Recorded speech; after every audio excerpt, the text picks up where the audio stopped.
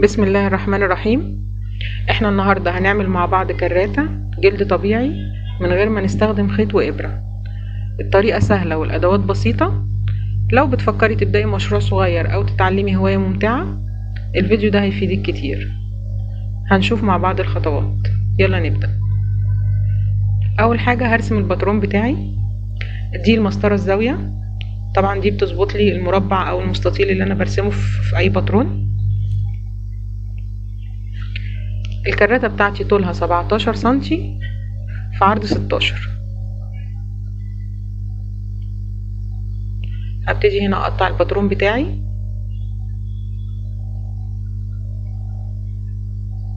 طبعا كل ما كانت ايدي مظبوطه وانا بقطع الباترون بتاعي والمقاسات بتاعتي مظبوطه، بتطلع معايا المنتج كمان مظبوط جدا، مش بحتاج بعد كده اعمل عليه اي تعديلات.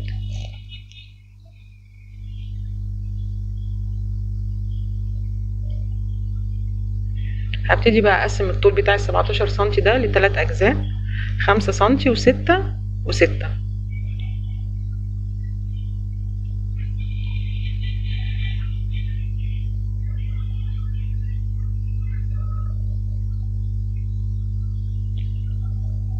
بعد كده هدخل من هنا 3 سنتي ومن هنا 3 سنتي، نفس الحكاية برضو في الخط التاني، وهوصلهم ببعض.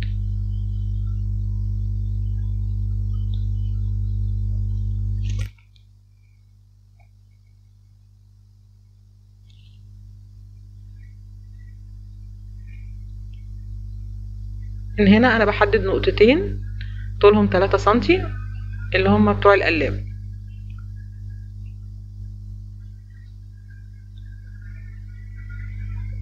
اهم حاجة نركز بس في طريقة القص بتاعة الباترون. انا وصلت انهي خطوط ببعض وايه اللي بقصه وايه اللي مش بقصه، وانا هشرح لكم دلوقتي تاني المقاسات بالظبط.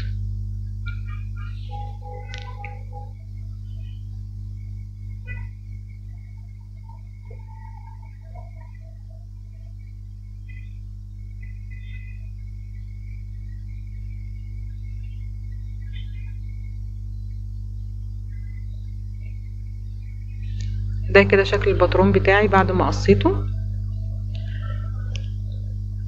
زي ما احنا شايفين، زي ما قلنا طول الباترون بتاعي هيكون 17 سنتي، في العرض ده هيكون 16. قسمت انا الطول 17 سنتي لثلاث اجزاء. اول جزء ده 5 سنتي وده 6 سنتي وده 6 سنتي.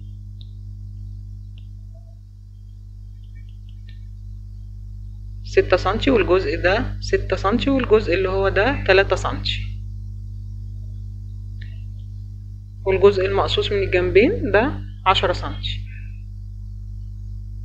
زي ما احنا شايفين كده انا عامله 10 فتحات للكبسونات بتاعتي. انا هركب 5 كبسونات، كل كبسونه بنفتح لها فتحتين. الفتحه اللي فوق دي 1 سنتي،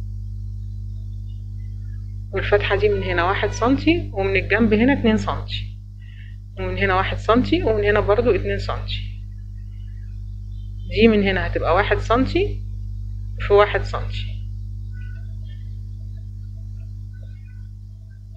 الفتحة اللي في النص دي هتبقى لغاية تحت هنا 2.5 سنتي، وطبعا هو عرضه 16 وهي بتبقى في النص، يعني من الجنبين كل جنب 8 سنتي. هبتدي بقى احط الباترون بتاعي على الجلد واعلم. طبعا انا هنا بستخدم قلم جاف، ده مش صح، احنا بنستخدم في الخطوة دي قلم العلام، ده بيبقى موجود في اي محل بيبيع ادوات جلود. بعد ما قطعت الجلد بتاعي هبتدي احط الباترون تاني على الجلد عشان اعلم مكان الفتحات الخاصة بكل كبسولة.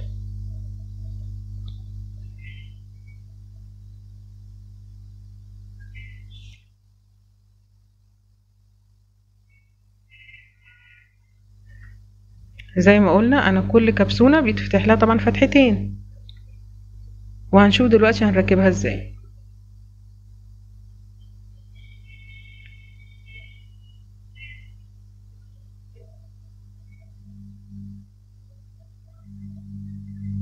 انا هركب معاكم دلوقتي كبسونة واحدة وهنشوف هنركبها ازاي. دول اول جزئين في الكبسونة، هركبهم في الجزء اللي فوق. طبعا هي بيبقى ليها سنبك مخصوص زي ما احنا شايفين، ده السنبك بتاعها.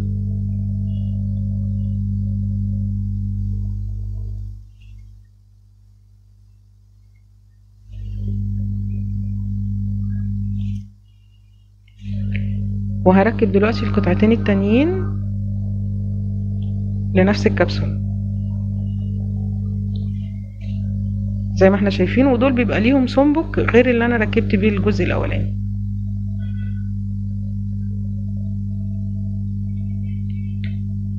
هو ده السنبك بتاعها. كده انا كملت تركيب باقي الكباسين كلها. هنشوف كده واحنا لما نقفلها هنشوف الشكل النهائي يبقى عامل ازاي.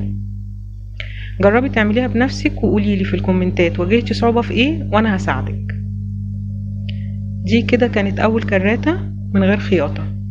لو حابة تشوفي تصميمات تانية او طرق مختلفة للجلد الطبيعي اضغطي لايك واشتركي في القناة عشان توصلك فيديوهات اكتر عن شغل الجلد الطبيعي.